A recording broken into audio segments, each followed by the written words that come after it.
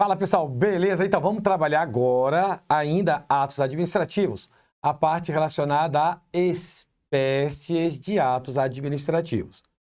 Pessoal, essa é uma parte mais teórica, é uma decorebinha, mas assim, não é também um bicho de 7 cabeças.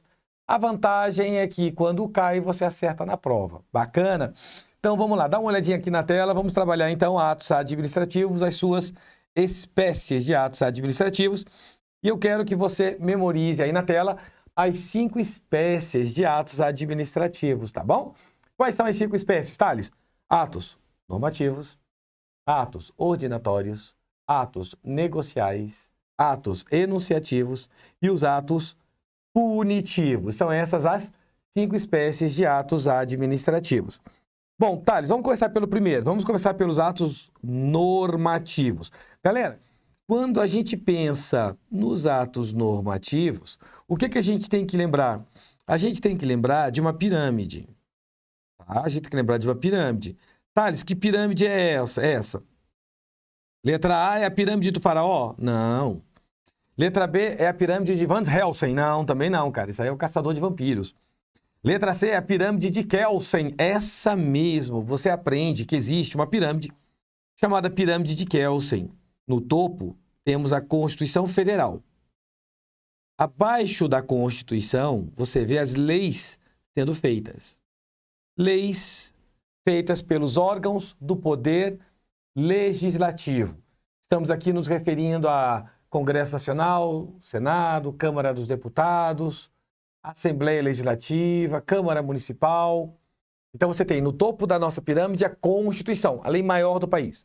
Abaixo da Constituição, ou seja, infraconstitucional, nós temos as leis em sentido estrito. Leis feitas pelos órgãos do poder legislativo. Aí, abaixo das leis, ou seja, infralegal, você vai encontrar uma administração pública fazendo atos normativos. Aqui você vai encontrar a nossa querida administração pública fazendo seus diversos atos normativos. Então, veja aqui a diferença entre as leis e os atos normativos. A lei, ela é feita pelos órgãos do poder legislativo. A lei, a gente fala que elas inovam no ordenamento jurídico.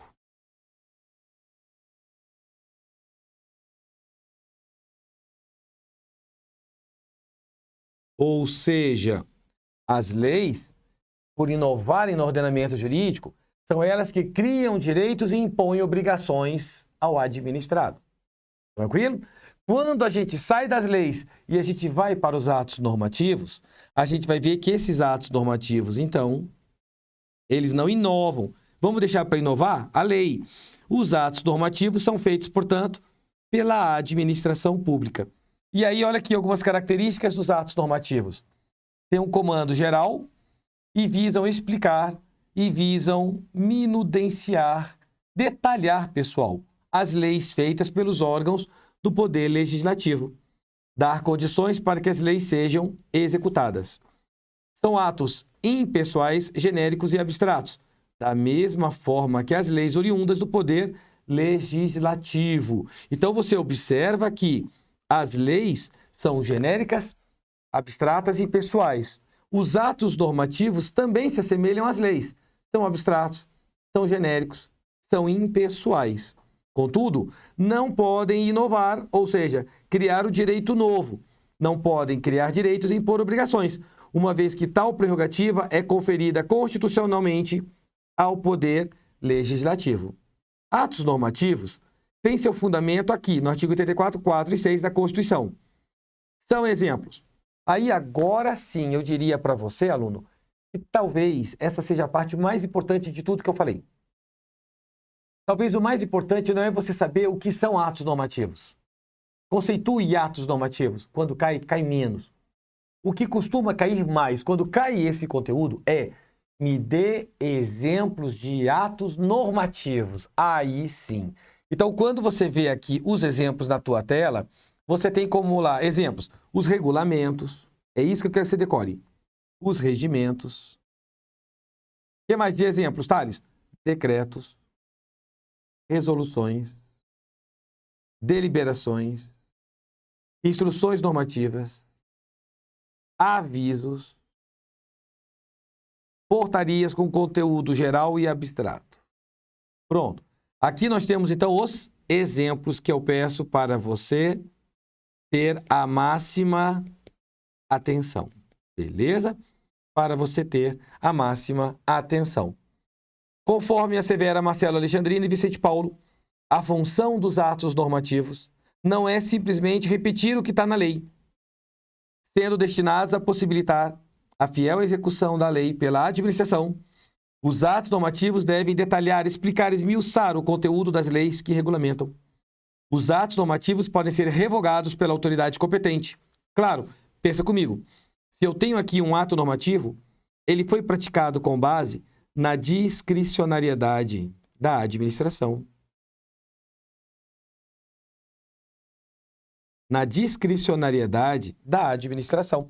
E se a administração está praticando, está usando, usufruindo do seu poder discricionário, então ela está fazendo a norma que ela considera ser a mais oportuna e conveniente para a coletividade. Mas o que é oportuno e conveniente para a coletividade hoje pode não ser amanhã. Então, um ato normativo pode ser revogado. Um ato normativo pode ser revogado pela própria administração, para que ela possa fazer um outro ato normativo no lugar do anterior, por considerar o outro ato, o novo ato normativo, mais oportuno e conveniente para a coletividade. Bacana? Alguns doutrinadores consideram os atos normativos chamando-os de atos regra. Fechou? Atos regra. Depois dos atos normativos, qual é o próximo? São agora os atos ordinatórios. Galera, atos ordinatórios são atos praticados com base no poder hierárquico da administração. Quando a gente fala, quando a gente pensa em poder hierárquico, a gente pensa na possibilidade do superior hierárquico poder dar ordens a seus subordinados. E como que um superior, com base no poder hierárquico, vai dar ordens a seus subordinados? Pode ser ordens ou de maneira oral, na forma oral, como pode ser ordens na forma escrita.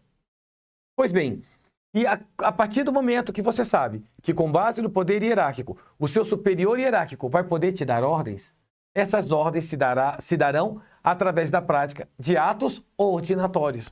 Então, quando você olha aqui na tela para os atos ordinatórios, eu quero que você lembre.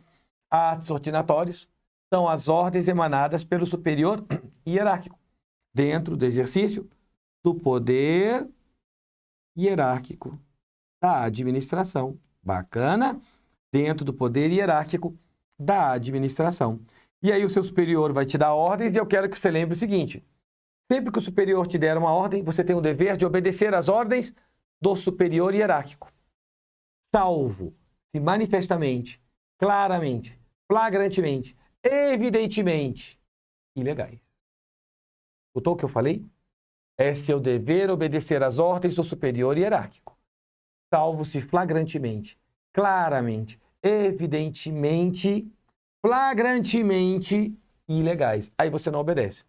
No teu primeiro dia de trabalho, teu superior hierárquico vira para você, sim, você que está aí na tela, e fala, vai lá na cela 15 e tortura o preso. Você vai? Não, você não vai. Por quê? Porque essa foi uma ordem manifestamente, claramente ilegal, porque ela fere frontalmente a Constituição Federal, que proíbe a tortura. Bacana? Muito bem. Vamos então agora aos atos ordinatórios? São eles, vamos lá. Concretizam-se por meio da emissão de ordens, lembra, temos ordens orais e temos ordens por escrito, disciplinando o funcionamento da administração e a conduta interna funcional de seus agentes, atingindo, portanto, como destinatários os agentes públicos subordinados à chefia que os expediu. Tem que ter, então, uma relação de hierarquia, onde a relação é de cima para baixo, portanto, é uma relação verticalizada, é uma relação vertical. Podemos dizer que é uma relação jurídica. Thales, por que uma relação jurídica? Porque eu tenho um superior, eu tenho um subordinado, essa ligação hierárquica é por força de lei. É uma relação jurídica que traz normas que ligam as partes numa relação hierárquica. Bacana? É uma relação vertical, é uma relação jurídica de subordinação de baixo para cima hierárquica. E aí, subordinados à chefia que os expediu, visando ao adequado desempenho de suas funções. Dessa forma, são atos administrativos internos. Thales, por que atos administrativos internos? Galera, quando a gente fala dos atos normativos, que é o que a gente já estudou agora há pouco, nos atos normativos, a administração, ao fazer as normas, essas normas não só para dentro da administração para os servidores, mas para fora dela, para os administrados, pegando você, pegando a coletividade. Tá, eu não entendi. Te explico. Na hora que a Receita Federal do Brasil faz uma portaria de conteúdo externo, criando normas do preenchimento atual da nova declaração do imposto de renda desse ano. São normas, são atos normativos que foram feitos pela administração, no caso, Receita Federal do Brasil, para a coletividade de um modo geral, para que a coletividade preencha e declare o imposto de renda, saiba como preencher o novo formulário. Isso vale para dentro da Receita Federal, porque afinal de contas todo mundo que está lá dentro também é contribuinte, como vale para quem está lá fora, porque lá fora também nós somos contribuintes. Agora, quando a gente fala dos atos ordinatórios, os atos ordinatórios são ordens para quem está subordinado ao chefe. Você que está sentado aí, vamos lá, você que está sentado aí, você está subordinado hierarquicamente às ordens do chefe, do presidente do Tribunal Regional Eleitoral de Goiás? Não, Thales, eu não trabalho dentro do Tribunal Regional Eleitoral de Goiás. Eu trabalho. Então, assim, eu estou subordinado hierarquicamente ao presidente do Tribunal Regional Eleitoral de Goiás. Por quê? Porque ele é meu superior hierárquico. E o que ele faz? Ele faz ordens. Como? Muitas das vezes por escrito, através de portarias internas, de efeitos internos. Agora, quando o Tribunal Regional Eleitoral faz uma nova resolução relacionada às eleições, aquilo vai para a coletividade e aquilo ali é imposto para a coletividade relacionado às regras das eleições dentro do direito eleitoral. Aí são atos normativos, são normas. Mas não são normas para a coletividade que está subordinada hierarquicamente ao TRE, porque o povo não está trabalhando no TRE. Agora, quem está trabalhando no TRE, que caminha até o TRE, tem horário para chegar. Tem que marcar a frequência lá com a biometria. Tem horário para sair, tem tarefa para cumprir, tem local para trabalhar. E aí? E aí que, quando estamos lá dentro, no exercício do poder hierárquico, onde temos um chefe nos dando uma ordem, aí já são os atos ordinatórios. Continua aqui o nosso material. E ele diz, portanto, são atos internos, dentro da pessoa jurídica, não atingindo quem está lá fora e os demais agentes subordinados a outras chefias. Ou seja, quando o presidente do TRE emite um ato normativo, emite um ato ordinatório para dentro do TRE, o pessoal do TRT não está nem aí. Por quê? Porque a chefia do TRE é sobre subordinados, hierarquicamente, do TRE, não do TRT. Um não manda no outro, são independentes. Bacana? Muito bem, continua. Tem por fulcro o poder hierárquico, essa é a parte mais importante, podendo ser expedidos por quaisquer chefes de serviço que possuam competência para fazer isso.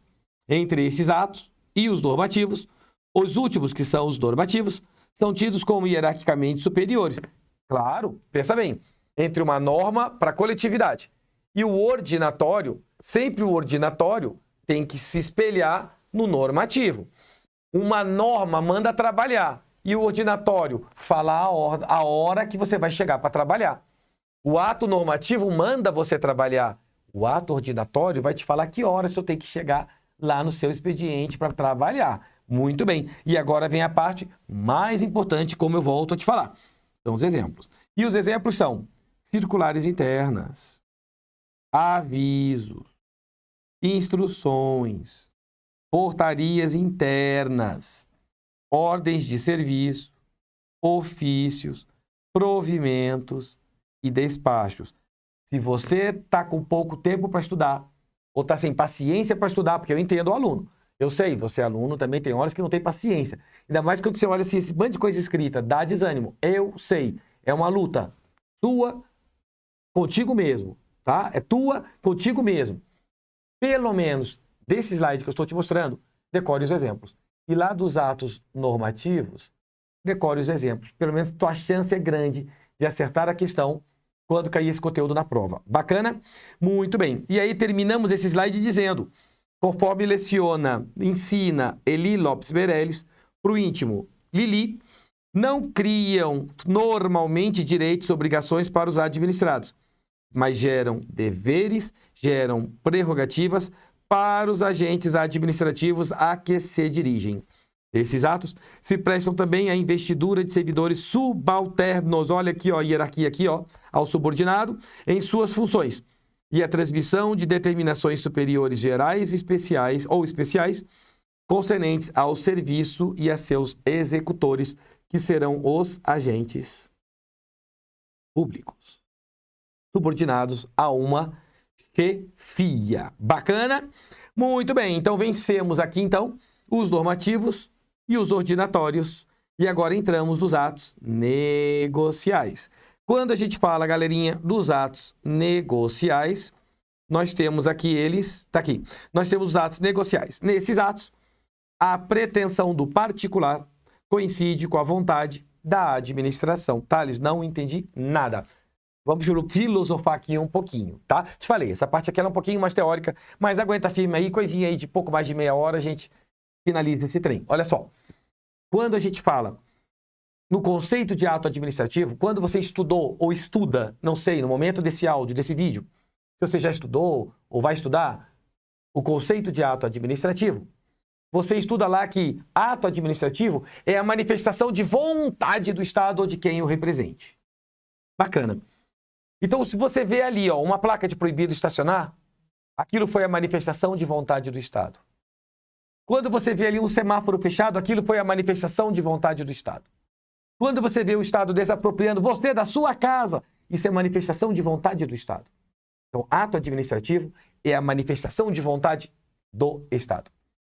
Quando a manifestação de vontade do Estado coincide com a vontade tua, quando a vontade do Estado coincide com a vontade do administrado, olha que bacana. Nossa, é um casamento perfeito. Temos aí os atos negociais.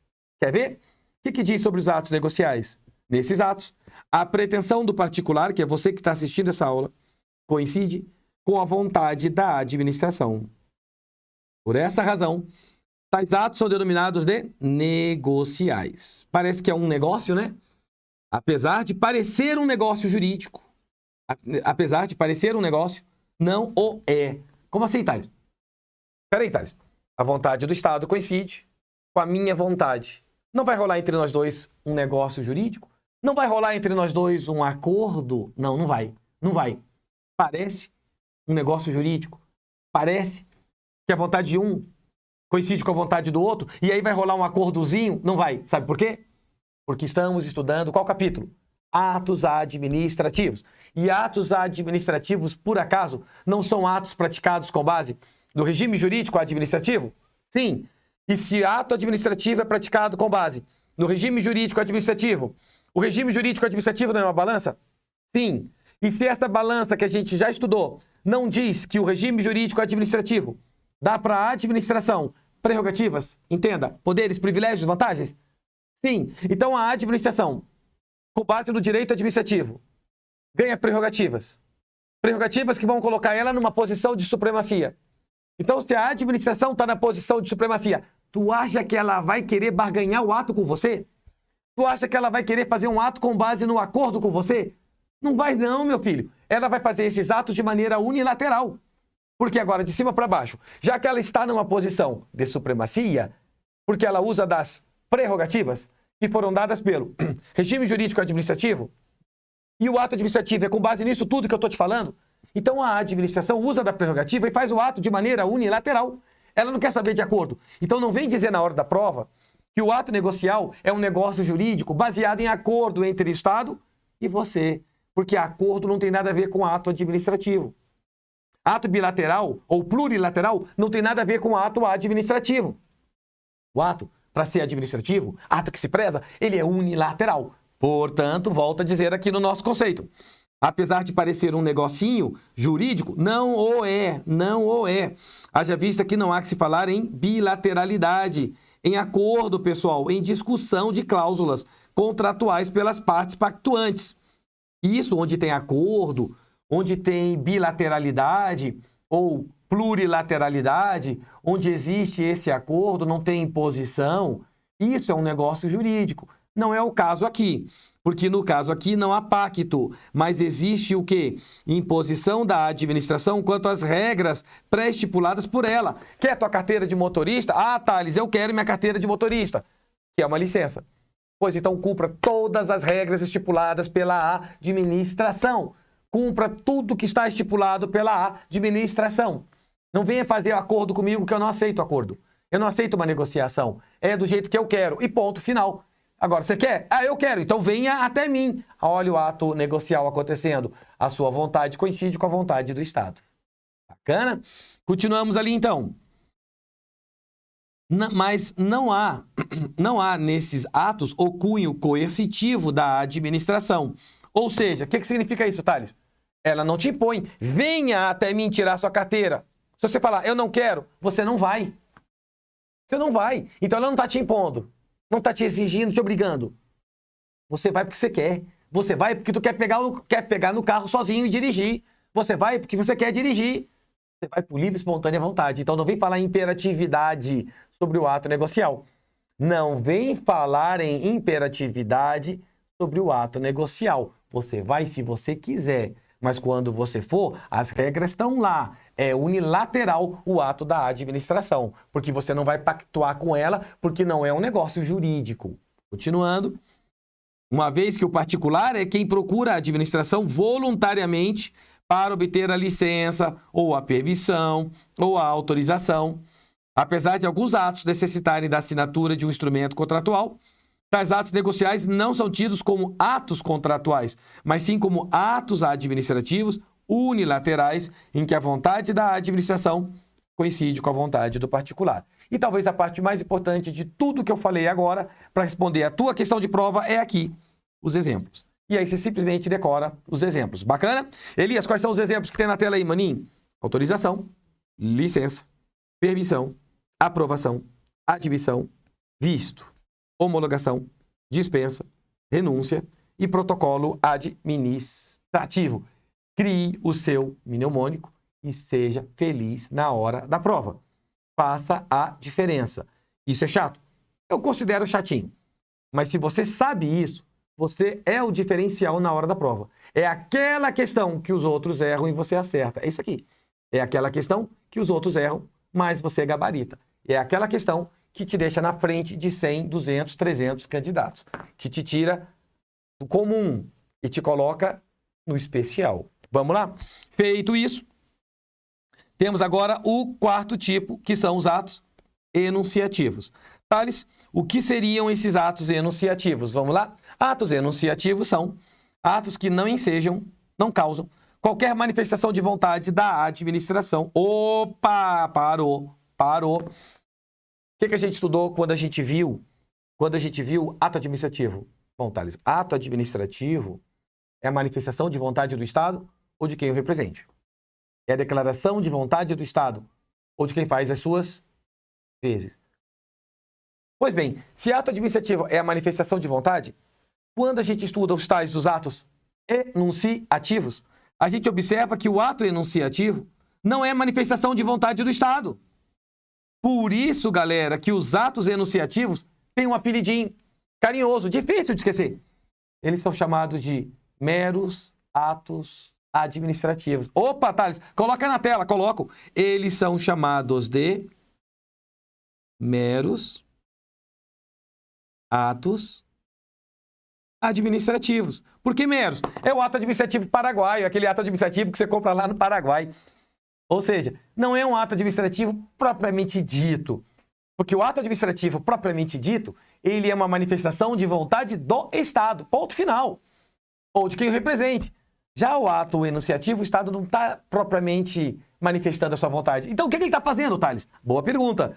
No ato enunciativo, o Estado ele está tão somente certificando que você está em dia com a Justiça Eleitoral, daí a certidão de quitação eleitoral, atestando que você tomou a vacina do Covid, atestando que você tomou a vacina do Covid.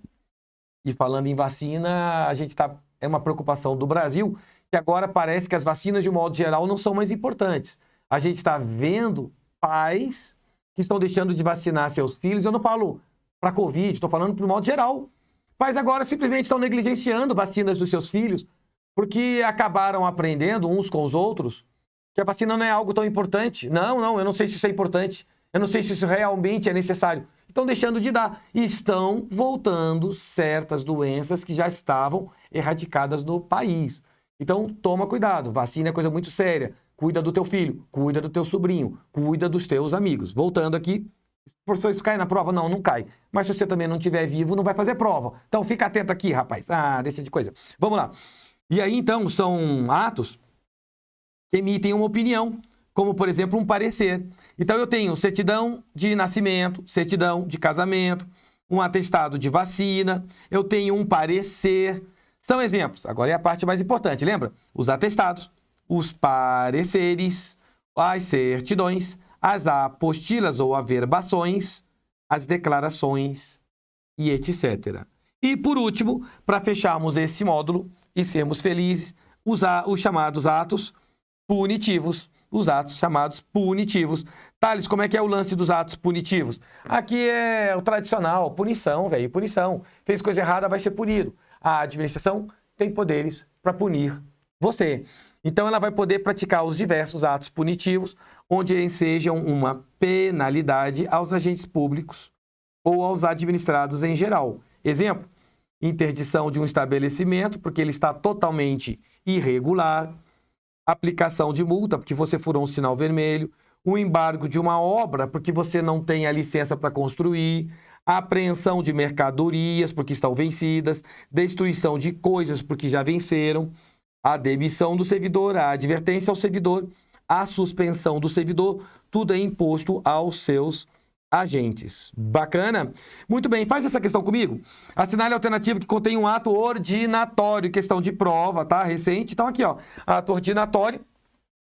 Se você decorou a nossa lista, aqui você dá um stop, dá um stop no vídeo, faz a questão, dá o play e vê o resultado. Então, eu te dou aqui, ó, 1 segundo, stop, voltou. Qual é a resposta correta para essa questão? Assinale a alternativa que contém um ato ordinatório. Resposta: ato ordinatório.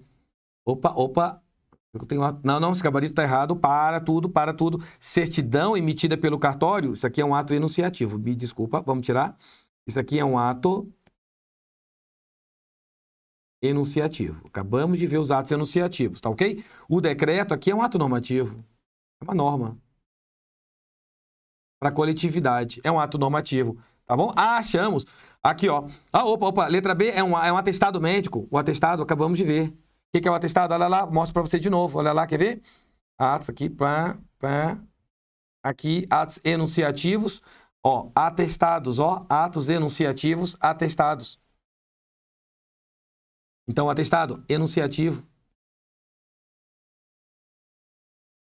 A certidão emitida pelo cartório, já vimos, ato enunciativo.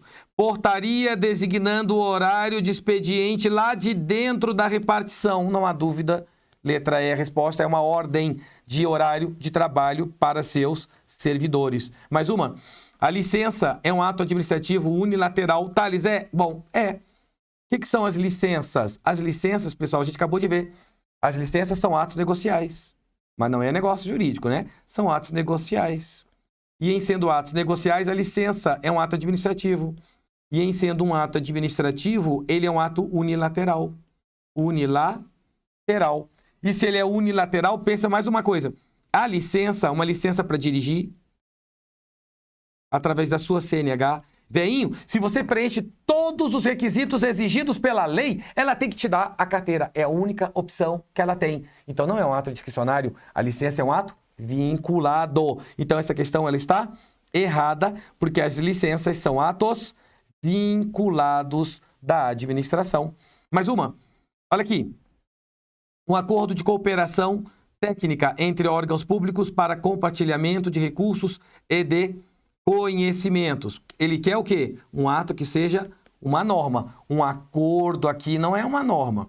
A portaria para disciplinar o funcionamento de uma instituição pública. Olha lá. Então nós temos a segunda corretinha. Por quê? Porque uma portaria para disciplinar o funcionamento de uma instituição, essa portaria aqui, ó, é de efeitos externos. E aí ela pode ser um ato normativo. 3. Ordem de serviço. Já vimos que ordem de serviço é ordinatório, é ato ordinatório. E 4. Uma resolução expedida lá com regras e critérios para conceder benefícios a determinado grupo de pessoas. A resolução é um exemplo de ato normativo, tá beleza? Só mais uma para acabar. No direito administrativo, em que a administração pública não dispõe de autonomia da vontade, porque está obrigada a cumprir a vontade da lei, o conceito de negócio jurídico não pode ser utilizado com relação ao ato administrativo unilateral. Se o ato é administrativo, consequentemente, ele é unilateral. Se ele é unilateral, não vem falar de acordo. Se ele é unilateral, não é bilateral. Se ele é unilateral, ele não é plurilateral. Consequentemente, se não tem acordo, não se fala em negócio jurídico. Ato administrativo unilateral não é negócio jurídico. Nossa questãozinha está certa. Grande abraço, respira, água, café. Fica com Deus e a gente vai retornar nos nossos estudos sempre. Hoje, amanhã e sempre, enquanto houver necessidade. Um abraço, fica com Deus. Tchau, tchau.